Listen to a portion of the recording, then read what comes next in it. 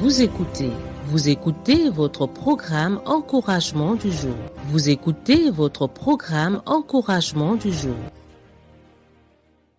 Bonjour, les fils de Dieu et les relations entre voisinage.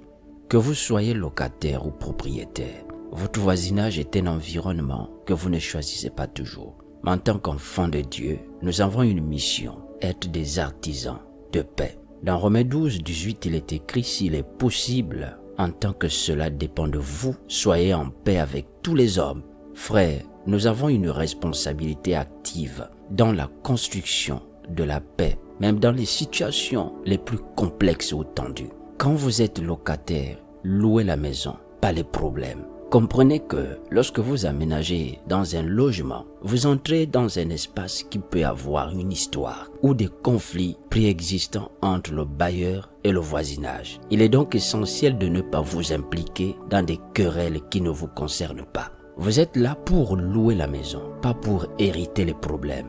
Voici comment vous comportez avec votre voisinage. Premièrement, gardez une attitude neutre. Si un voisin ou même le bailleur tente de vous entraîner dans les disputes anciennes, répondez avec sagesse et retenue. Votre objectif est de vivre en paix, pas de devenir un médiateur dans des conflits qui vous dépassent.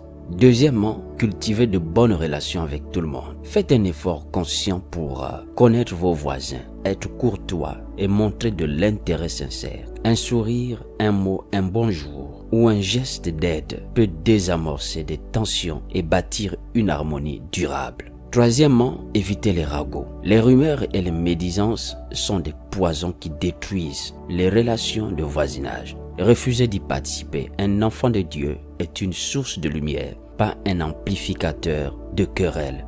À cela, ajoutez ces principes. Premièrement, priez pour votre environnement. Dans chaque quartier, voyez-vous, il y a des défis spirituels et sociaux parfois. Prenez le temps de prier pour vos voisins, pour la paix et pour la protection du quartier. Vous serez étonné de voir comment cette pratique transforme l'atmosphère autour de vous. Deuxièmement, soyez un exemple. En tant qu'enfant de Dieu, notre comportement doit refléter notre foi. Soyez respectueux, ponctuels dans le paiement de loyer et attentifs aux règles établies, soit dans le quartier, etc.